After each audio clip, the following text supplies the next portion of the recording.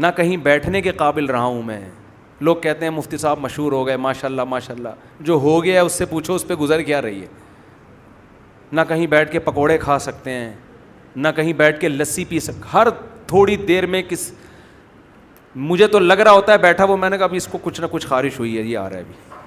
یہ میرا اسٹائل ہو گیا, اللہ معاف فرمائے. وہ تو بیچارہ محبت, اس کا ارادہ تکلیف دینے کا نہیں ہے, اس کا محبت کا ارادہ ہے.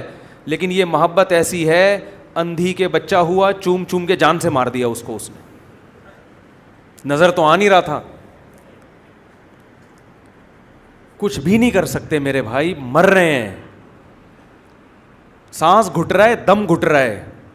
نہ ایئرپورٹ پہ تمیز سے سفر کر سکتے ہیں, نہ کہیں. ہمارا بھی دل کرتا ہے یار انڈے چھولے کھانے کا, کبھی ریڈی پہ کھڑے ہو کے دل چاہتا ہے, کبھی چھپڑے میں بیٹھ کے چائے پینے کا. کسی قابل ہی نہیں رہے کہیں جانے آنے کے. جہاں جا کے بیٹھو 20 آدمی دیکھ رہے ہوں گے, پہلے یوں کر کے دیکھیں گے, پھر یوں کر کے دیکھیں گے, پھر یوں آگے دیکھیں گے, پھر آہستہ آہستہ خرامہ قریب آنا شروع ہو جائیں گے. قریب آ کے بیٹھے, السلام علیکم, ارے مفتی صاحب ہیں, ہاں جی مفتی صاحب ہیں, آپ خیریت سے؟ جی الحمدللہ, ایک سیلفی لے لوں میں آپ کے ساتھ؟ لے لو بھائی سیلفی, جب اتنا کچھ کر لیا ہے تو سیلفی بھی لے لو. سیلفی لے لی, تھوڑا مسکرائیں. 1 دفعہ ہوتا ہے, 2 دفعہ ہوتا ہے, کتنی دفعہ مسکرائے آرڈر پہ یار آدمی. 20 آدمیوں کے ساتھ مسکرا لیا. مجھ سے اب تھوڑا سا یہاں لائٹ کم آ رہی تھی, اب ادھر آ جائیں ذرا آپ. بس کرے یار, بیٹھنے چائے پینے دے, اللہ کے بندے سموسا کھانے دے یار. آپ اس کو مذاق سمجھ رہے ہو, لیکن جس پہ گزر رہی ہے وہی جانتا ہے. اور ہر وقت ہر آدمی کا موڈ بھی ایک جیسا نہیں ہوتا. ہمارے تو اتنے سارے گھر ہیں, ہر وقت تو ہمارا ویسے بھی موڈ صحیح نہیں ہوگا. کل میرا بچہ نماز میں غائب تھا, مجھے غصہ آ گیا, میں اس کو جا کے پکڑ کے لایا نا کہ بیٹا نماز میں ادھر کیوں گھوم رہے ہو. مجھے ویسے ہی غصہ آیا ہوا تھا. وہ پھر ٹوپیاں بھی کرا رہا, مجھے اس کی ٹوپی کرانے پہ اور غصہ آیا کہ ایک تو نماز میں مارکیٹ سے شارٹ, اوپر سے ٹوپیاں کرا رہے ہو. چھوٹا بچہ تھا. اتنے میں ایک سبق, آپ سے ملاقات کرنی ہے, آپ سے 2 منٹ کی بات کرنی ہے. میں نے بھائی میرا موڈ صحیح نہیں ہے ابھی, کیا ہر وقت. میں نے کہا ابھی نہیں, بعد میں نہیں. پھر وہ جان چھوڑانے میں 20 منٹ لگتے ہیں. تو بھائی جیو اور جینے دو, عزت کے ساتھ رہو, عزت کے ساتھ جینے دو دوسروں کو. یہ طریقہ اچھا نہیں ہوتا. کسی کو بھی چلتا ہوا دیکھا فوراً بھاگتے ہوئے. یہاں تک ہو رہا ہے میں موٹر وے پہ جا رہا ہوں, گاڑی آگے آ کے رکی ہے فیملی کی, جیسے گرفتار کرنے آ رہے ہیں. رکوایا, سیلفی لینی ہے آپ کے ساتھ. آپ کی محبت ہم کو ڈانٹ بھی نہیں سکتے ان کو, اس لیے کہ کر بہرحال عقیدت میرا ہے یار. پھر میرے ساتھ جو دوست بیٹھے ہوتے ہیں کہتے ہیں دیکھو مفتی صاحب فنکاروں کو, اداکاروں کو پروٹوکول نہیں مل رہا, آپ مولوی ہیں, علم کی وجہ سے آپ کو عزت دے رہے ہیں. ہم بھی کہتے ہیں یار علم کی وجہ سے عزت دے رہے ہیں, چلو بھائی آ جاؤ بھائی, علم کی وجہ سے عزت دے رہے ہیں. منع کریں گے تو کافر ہو جائیں گے, اسلام سے خارج ہو جائیں گے. وہ کہہ رہے ہیں بھائی کسی اداکار کو, ایکٹر کو نہیں دے رہے مفتی صاحب, آپ تو عالم ہونے کی بیس پہ یہ عزت دے رہے ہیں. اب ہمیں بھی اللہ کا خوف آنے لگتا ہے یار, اگر ہم نے عزت ان کو نہیں دی تو اسلام سے ہم نہ کہیں خارج ہو جائیں. چلو بھائی کھڑے ہو گئے, اب عزت, علم کی محبت. 2-4 گاڑیاں اور آگے رک گئیں اس دوران. ایک دفعہ تو ایسا ہوا, بھی ایک جوان لڑکی, بیچاری پردہ بھی نہیں تھا اس کا. میں کسی کو اپنے سے بدتر الحمدللہ نہیں سمجھتا. ہمارے تو ستاری کا معاملہ ہے, اللہ نے ستاری کا پردہ ڈالا ہوا ہے, وہ تو قیامت میں پتہ چلے گا کون اچھا کون برا. انٹی کہہ رہی ہے میری بچی کے سر پہ ہاتھ رکھو. اب ینگ لڑکی ہے, اس کے بال کھلے ہوئے ہیں. میں نے کہا میں اس کے سر پہ ہاتھ رکھوں گا, میرے سر پہ کوئی ہاتھ نہیں رکھے گا. کسی نے بھی تصویر لے کے ڈال دی نا نیٹ پر, لوگ بولیں گے لو. ابھی تو کرن ناز کو انٹرویو ہنس ہنس کے دیے جا رہے تھے, اب لڑکیوں کے سر پہ ہاتھ رکھنا بھی شروع کر دیا. میں کہہ رہا ہوں انٹی میں ان کے لیے دعا کر دیتا ہوں, آپ کی بیٹی میری بہن ہے, میری بیٹیوں کی طرح کہہ لیں آپ اس کو, جو دعا کروانی ہے نہیں آپ اس کے سر پہ ہاتھ رکھیں. وہاں بھی ڈر ہوتا ہے یار, اگر بیچارے اس کو تو بیچاری کے تو مینٹل لیول یہی ہے نا. میں نے پھر سر پہ وہ چادر رکھوائی, ادھر ادھر دیکھا کوئی تصویر, ہاتھ رکھا, بس کافی ہو گیا. السلام علیکم, اللہ آپ بہتر کرے. اگلے کو بھی خوش کرنا ہے نا, جہاں تک شرعی حدود ہیں, ایسے تو ڈائریکٹ تو نہیں رکھ سکتے. ابھی میں آیا یہاں پہ پگڑی باندھ رہا ہوں, ایک آدمی آیا مسافے کے لیے, دوسرا مسافے, پگڑی تو باندھنے دو بھائی. ایک آدمی جب کوئی عمل کر رہا ہے تو چھیڑو تو نہیں نا اس کو, میں پگڑی کیسے باندھوں گا. پھر 1 2 3 پھر تو لائن لگ جائے گی. جب ایک پگڑی باندھ رہا ہے, جو بیچارے یہاں تھے ان سے پیشگی معذرت, جنہوں نے مجھے تنگ کیا نا وہ تو سن رہے ہیں بیان, پیشگی معذرت. جب آپ دیکھ رہے ہیں ایک آدمی ایک عمل کر رہا ہے تو تمیز, عقیدت یہ نہیں ہے کہ اپنی خواہش پوری کر لو دوسرے کو ٹینشن دو. عقیدت کا مطلب ہوتا ہے دوسرے کی راحت اور خوشی کا خیال کرو. آپ ہوٹل میں کھانا کھانے بیٹھو, جو بہت نیک لوگ ہیں وہ سائڈ پہ آ کے بیٹھ جائیں گے, کھانا کھانے تو پھر ملتے ہیں. جب کوئی سر پہ مسلط ہو نا, ہمارے منہ سے تو نوالا, میرا تو اترتا نہیں ہے, تو آ جا بھائی تو کھا لے, میں تو نہیں کھا رہا. ہمارے ایک دوست تھے, ان کا بڑا دلچسپ واقعہ ہے. بریانی آئی, بوٹیاں بھری ہوئی ہیں, ان کی عادت تھی ماشاءاللہ کھانے کی نا بہت. سامنے جو بندہ بیٹھا تھا اس لڑکے کا نام بتا دیتا ہوں, اس کا نام تھا عمران, وہ بھی بیان سنتے ہیں. اب یہ جو عمران صاحب کے سامنے جو صاحب بیٹھے ہیں نا, بریانی کی ایک پلیٹ میں دعوت میں دونوں شریک, یہ جو عمران صاحب کے سامنے بیٹھے ہیں یہ ساری بوٹیاں پہلے ہی مرحلے میں پیل دی انہوں نے. ہونا تو یہ چاہیے نا, آپ سامنے والے کا خیال کر کے کچھ تھوڑا تھوڑا کھاتے ہیں چاول میں ملا کے, یہ تو نہیں کہ پوری لیگ پیس اٹھا کے یہ پھینکا پھر دوسرا اٹھایا. عمران بھائی جو ہے نا ہمارے ادھر ہی رہتے ہیں انڈا موڑ پہ, عمران بھائی کو آیا غصہ, احتجاجاً دعوت میں پیچھے جا کے بیٹھ گئے. وہ ٹیک لگا کے نا بریانی کی پلیٹ وہیں چھوڑ دی. اب منہ سے بولتے ہوئے شرم آ رہی تھی ان کو کہ یار یہ کون سا طریقہ ہے, ساری بوٹیاں پیل دی تم نے, کچھ چھوڑا ہی نہیں, خشک چاول رہ گئے. عمران بھائی کو آیا غصہ اور وہ پیچھے دیوار سے ٹیک لگا کے بیٹھ گئے احتجاجاً نا. بولا کچھ نہیں کہ یار دعوت ہے مزہ خراب ہوگا, بس چھوڑو, بس بیٹھ گئے. عمران بھائی کا کہنا, اچھا جو بندہ یہ دیکھ رہا ہے نا اس کا نام ہے سلمان, ٹھیک ہے نا, اس کا نام نہیں بتاؤں گا جس نے بوٹیاں کھائیں, وہ پھر بیچارے کی انسلٹ ہو جائے گی. سلمان صاحب مجھے یہ واقعہ سنا رہے ہیں کہ عمران بھائی دیوار سے ٹیک لگا کے بیٹھ گئے غصے میں. سلمان کہتے ہیں عمران کو اس بات پہ بھی اتنا غصہ نہیں آیا کہ بوٹیاں کیوں کھائیں. جس نے کھائی ہیں نا وہ پھر پوچھ رہے کہ عمران بھائی آئیے نا, آپ بوٹیاں نہیں کھاتے کیا؟ اس پہ آیا عمران بھائی کو بہت زیادہ غصہ کہ جب کھا لی تو بس کھا لی نا, میں کوئی احتجاج تھوڑی کر رہا ہوں, اب یہ بھی پوچھ رہے ہو کہ آپ بوٹیاں نہیں کھاتے کا. عمران صاحب نے جواب دیا, ہم تو بکرے ہیں, ہم تو گھاس کھاتے ہیں, گوشت تو صرف آپ ہی کھاتے ہیں. بری محفل میں نا, نہیں گوشت تو صرف آپ ہی کھاتے ہیں, ہم کیا ہے, ہم تو بکری ہیں, بکرا ہیں, ہم تھوڑی گوشت کھاتے ہیں, ہم تو گھاس کھاتے ہیں. بڑی محفل میں انہوں نے یہ جواب دیا. غصہ اس پہ نہیں آیا کہ بوٹیاں کیوں کھا گئے ہو, کھا کے پھر ترسا کیوں رہے ہو, پوچھ کیوں رہے ہو. اس نے کہا نہیں ہم تو بکرے ہیں, ہم تو گھاس کھاتے ہیں, گوشت کون کھاتا ہے, صرف آپ کھاتے ہیں. تو مجھے غصہ اس پہ نہیں آتا سیلفیاں کیوں لے رہے ہو, مسافے کی کثرت کیوں ہے, عقیدت اور محبت کا لیبل لگا کے اتنی ٹینشن کیوں دے رہے ہو میرے بھائی. اس پہ لیبل کیا ہوتا ہے کہ ہم عالم سے, آپ کی محبت ہے, ایمان کا حصہ ہے, اللہ آپ کو اس پہ دنیا اور آخرت میں بہت نوازے گا انشاءاللہ.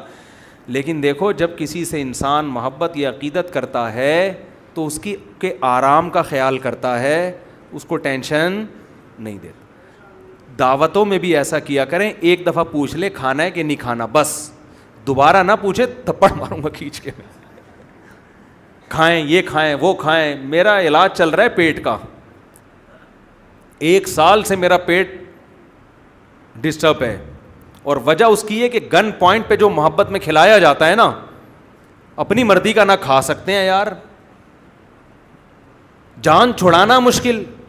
ادھر نکلے میرے ساتھ چائے پئیں, کھانا کھلا, زبردستی گھسیٹ رہے گا, بھائی نہیں کھا سکتا, میں نہیں کھا سکتا, ابھی کھایا ہے, ابھی چائے پی ہے, پھر میرے ساتھ جان چھڑانے میں آدھا گھنٹہ لگ جاتا ہے. تو یہ کوئی اخلاق نہیں ہے, سمجھنے کے نہیں سمجھ رہے. بیانات میں ایسا ہو رہا ہے, دیکھو یہ جنرل نالج کے اصول ہیں, یہ ہر جگہ اپلائی ہوتے ہیں. حضرت مولانا شرف علی تھانوی رحمہ اللہ نے لکھا ہے کہ جب بھی کوئی تمہارے گھر مہمان بن کے آئے, سب سے پہلے واش روم کا راستہ بتاؤ اس کو. کیوں؟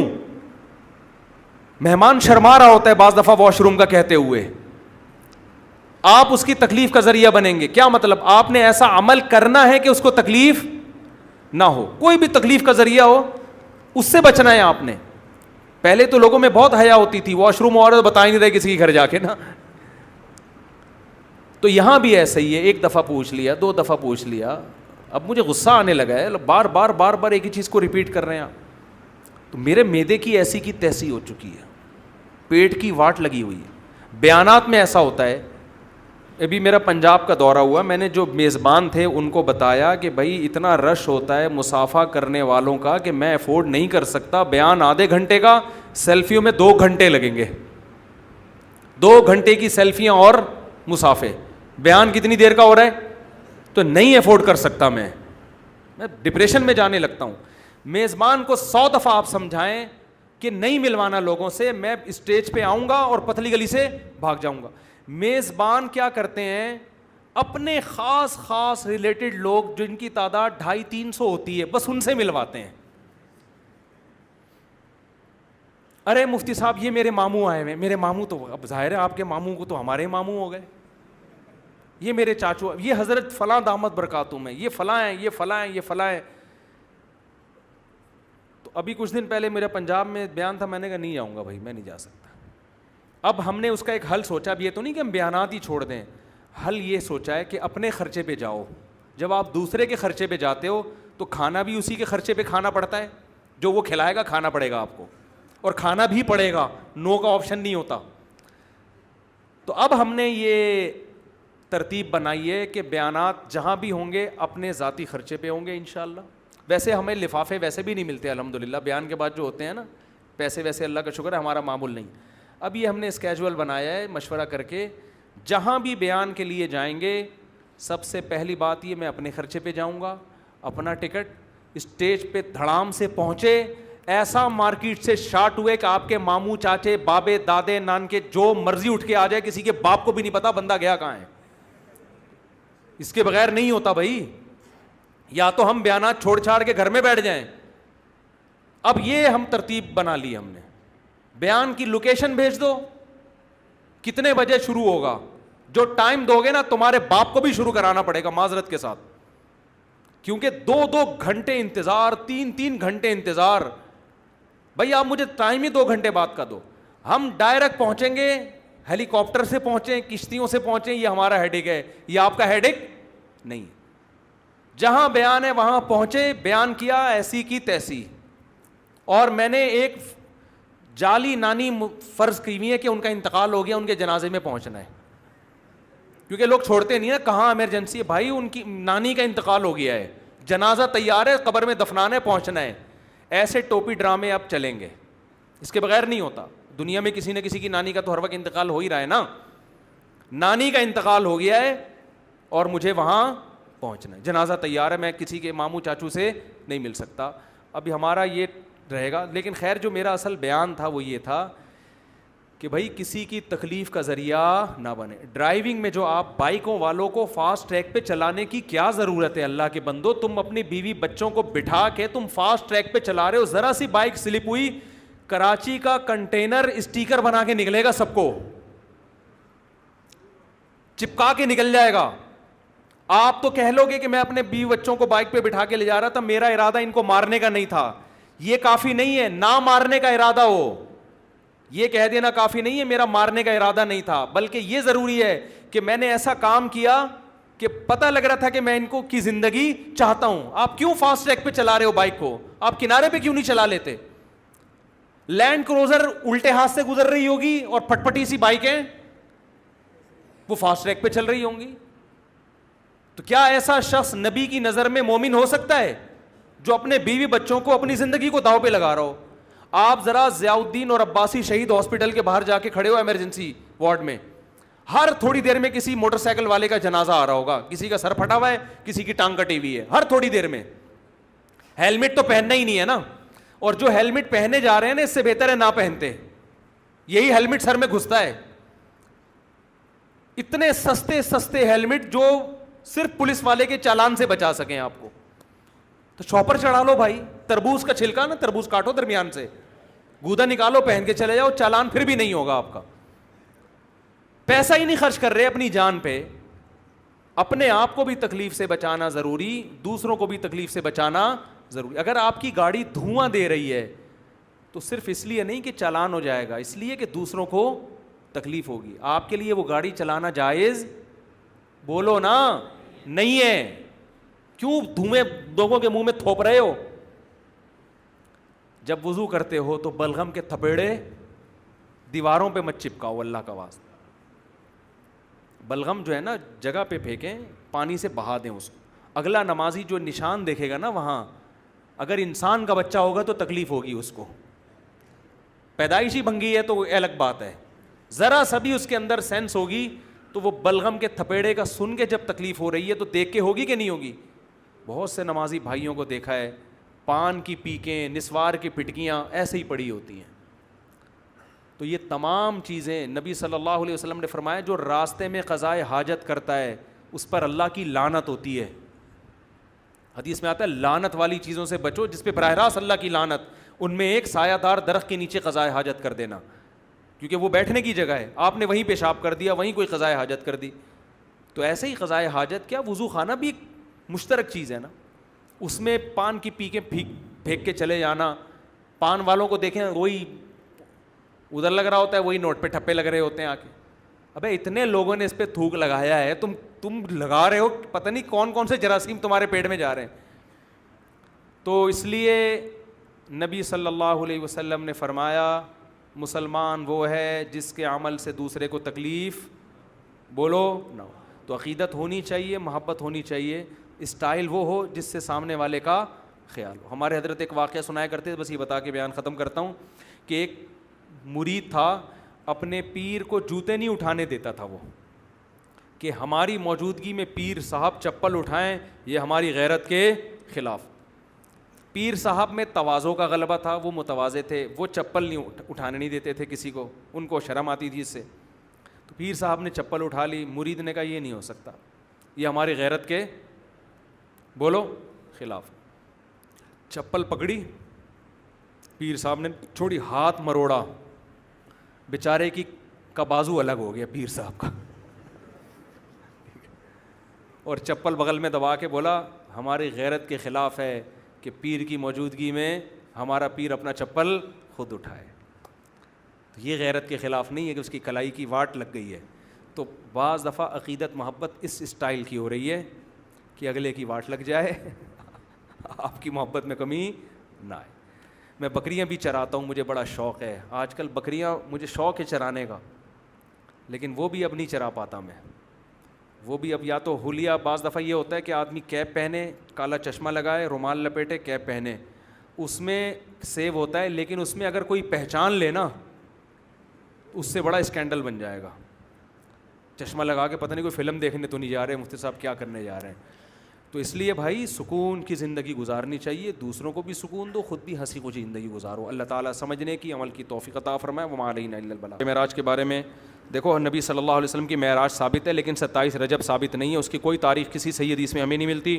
اور آپ نے جمعہ نے پڑھایا, اس سے قبل یوٹیوب نے, بھائی جمعہ جب میں ناغہ کروں گا تو ہم نے واٹس ایپ گروپ بنایا ہوا ہے, اس میں اعلان ہو جائے گا. آپ واٹس ایپ میں اپنے آپ کو ایڈ کروا لیں واٹس ایپ گروپ میں.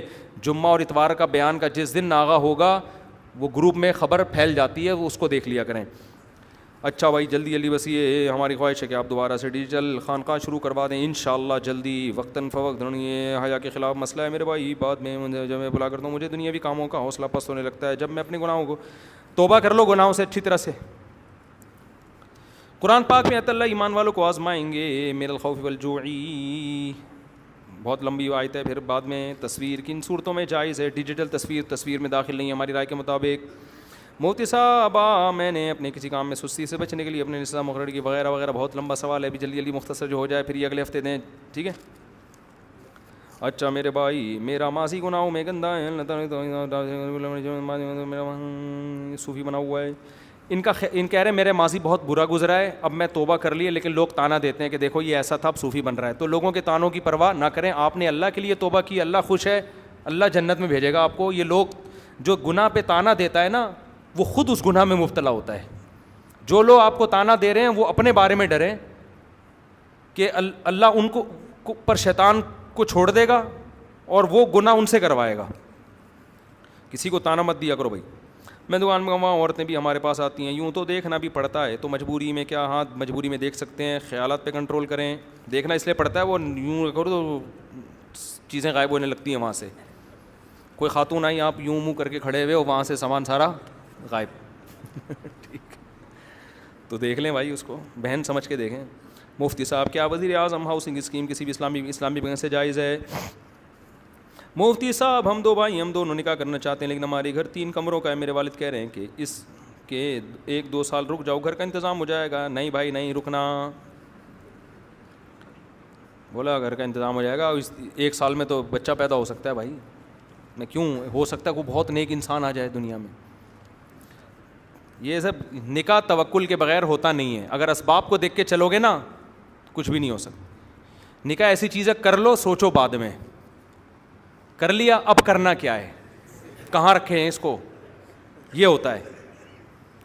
حقیقت بتا رہا ہوں, پھر تو ہو جائے گا. جس نے کہا نا پہلے یہ پھر یہ, ہو گیا. تو نکاح میں اللہ پہ اعتماد اور توکل کرنا پڑتا ہے. تو کر لو, اب جب سر پہ پڑے گی تو خود ہی راہیں کھلیں گی. اب کرنا کیا ہے بھائی, کہاں رکھیں اس کو, لے آئیں کہاں پہ. تو ہو سکتا ہے سسرال ہی تعاون کر دے آپ کے ساتھ. مفتی صاحب, مجھے میرے بیٹے نے فروری میں نکاح پڑھوایا تھا آپ سے, اس پر نادرا کا سرٹیفکیٹ, نادرا کا تو ہم سرٹیفکیٹ بنا کے دیتے ہیں, وہ ولید سے رابطہ کریں, وہ پورا کام کر کے دے گا.